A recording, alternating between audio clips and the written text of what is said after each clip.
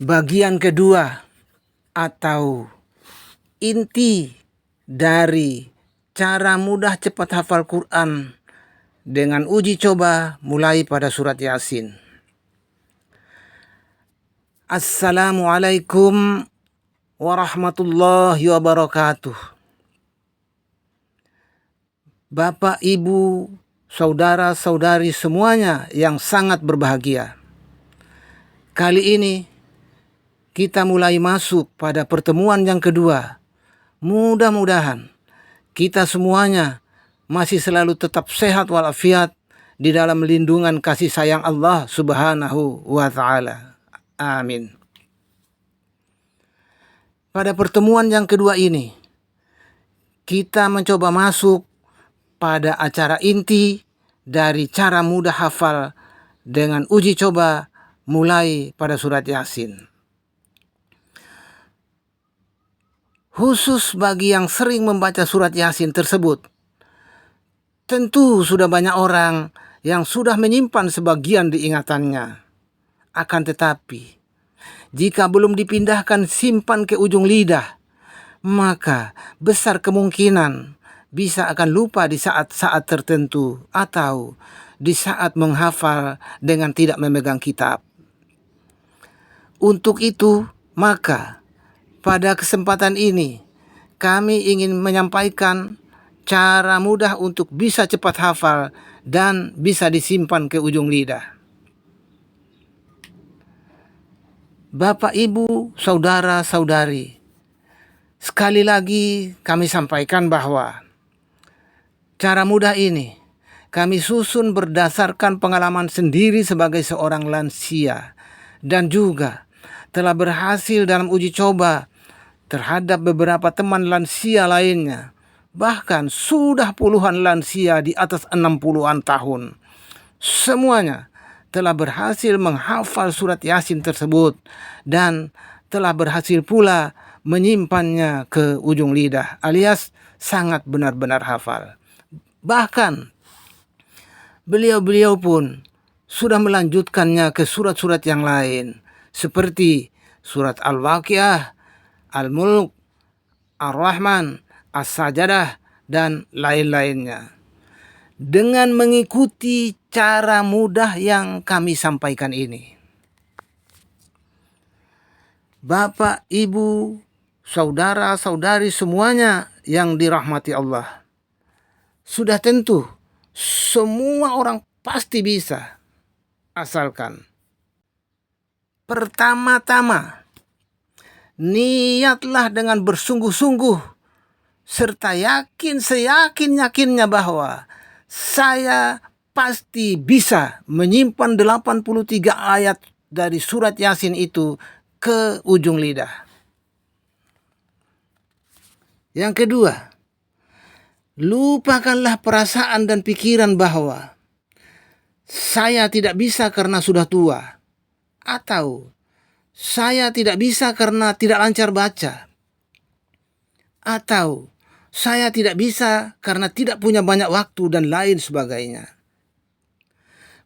Kosongkanlah semua pikiran dan perasaan tersebut. Kemudian mulailah berusaha.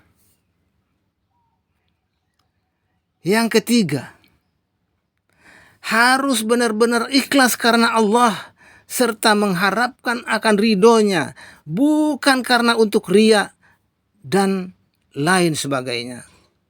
Kemudian, sambil memohon kepada Allah Subhanahu wa Ta'ala agar diberikannya kemudahan-kemudahan serta dijauhkan kita dari semua yang bernama maksiat.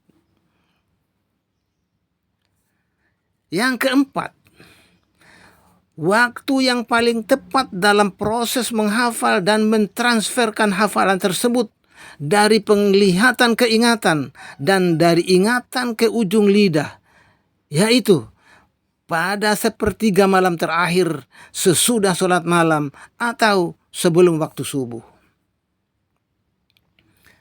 Yang kelima, membaca dan menghafal dengan cara bertahap, minimal cukup dengan 5 ayat saja. Tak perlu harus banyak.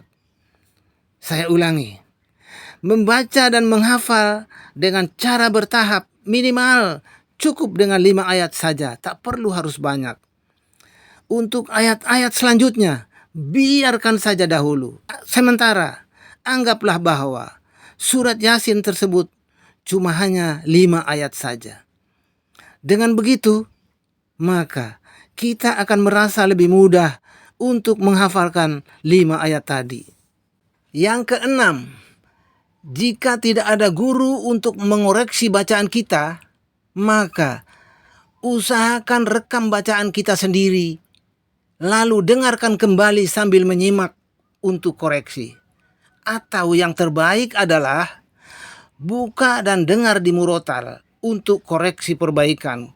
Karena kemungkinan bisa saja bacaan kita tadi ada yang belum sempurna atau belum benar. Yang ketujuh, ingat, jangan terburu-buru untuk pindah ke 5 ayat berikutnya atau tergesa-gesa ingin cepat hafal semuanya.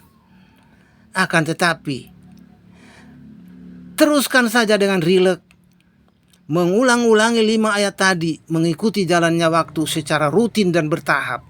Insya Allah akan tiba waktunya nanti kita pasti berhasil menghafal 83 ayat surat Yasin itu dan bisa menyimpannya ke ujung lidah kita. Jika sudah berhasil menyimpan ke ujung lidah, maka insya Allah kita tidak akan lupa lagi hingga ajal menjemput. Sebagaimana contoh, kita telah menyimpan di ujung lidah kita, yaitu surat Al-Fatihah beserta surat-surat pendek lainnya yang sering kita pakai di dalam sholat kita. Surat-surat tersebut tentu sangat mustahil kita bisa lupa dari ujung lidah kita. Iya kan? Yang kedelapan, di dalam proses membaca untuk menghafal, harus benar-benar perhatikan aturan-aturan yang paling penting berikut ini, yaitu 8.1.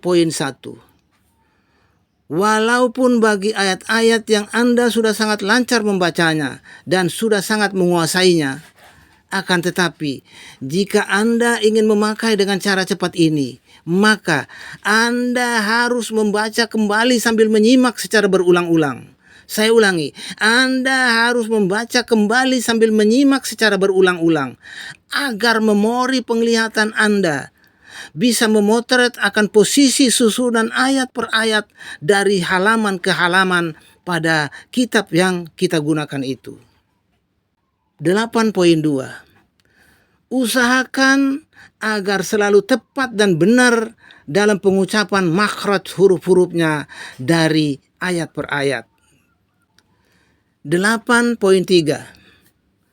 Harus konsisten pada tempo-temponya atau pada gunah-gunahnya. 8.4. Harus konsisten pada panjang pendeknya mad. Karena apabila telah kita simpan keingatan dan telah pula ditransfer kepada lidah dengan yang salah atau dengan tidak fasih, maka tentu nantinya sangat sulit untuk kita merubahnya kembali. 8.5. Usahakan selalu dibaca berulang-ulang 5 ayat tadi agar tidak mudah hilang atau lupa, dan sebaiknya selalu dipakai pada setiap sholat wajib maupun sholat-sholat sunnah sebagai pengganti murojaah.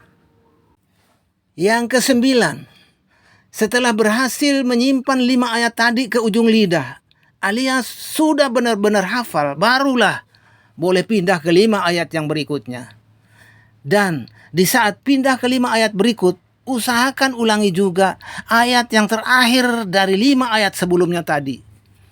Begitulah seterusnya dan seterusnya secara bertahap dengan tekun dan sabar. Yang ke-10, ingat, di dalam proses penghafalan ayat per ayat, usahakan 10.1. Memakai Al-Quran atau kitab Yasin yang belum ada terjemahannya agar lebih memudahkan kita untuk menghafal ayat per ayatnya. 10.2. Usahakan kitab yang kita gunakan tersebut agar tidak diganti-ganti, sehingga memori penglihatan kita bisa memotret akan posisi susunan ayat per ayat dari halaman ke halaman pada kitab yang kita gunakan tadi. Dan juga agar bisa mempermudah proses transformasi dari mata ke ingatan dan dari ingatan ke ujung lidah. Awas, apabila kitabnya sering kita ganti-ganti, maka akan memperlambat proses transformasi tersebut. Yang ke-11, jika Anda ingin mencoba memakai cara mudah ini, maka perhatikan 11.1. Untuk sementara, lupakanlah akan ayat-ayat yang sudah Anda hafal sebelumnya. Karena kemungkinan bisa saja di sana ada bacaan-bacaan kita yang masih belum benar, yang akan mempengaruhi hafalan kita yang baru. Ketahuilah bahwa hafalan yang lama sangat berpengaruh sekali pada hafalan yang baru. 10.2. Silahkan mulai dengan tidak lupa membaca Bismillahirrahmanirrahim, dengan nama Allah yang Maha Pengasih lagi Maha Penyayang. Yuridullahu bikumul yusra wala yuridu bikumul usra. Allah Subhanahu wa ta'ala akan memberikan kemudahan-kemudahan bagimu dan tidak akan menyulitkanmu. Inna ma'al usri yusra. Sesungguh-sungguhnya yang susah itu ada kemudahannya. Demikianlah cara mudah ini kami susun dan kami sampaikan. Mudah-mudahan bisa bermanfaat bagi kita semuanya. Amin, amin, ya Rabbal Alamin. Wabillahi taufiq wal hidayah. Wassalamualaikum warahmatullahi wabarakatuh.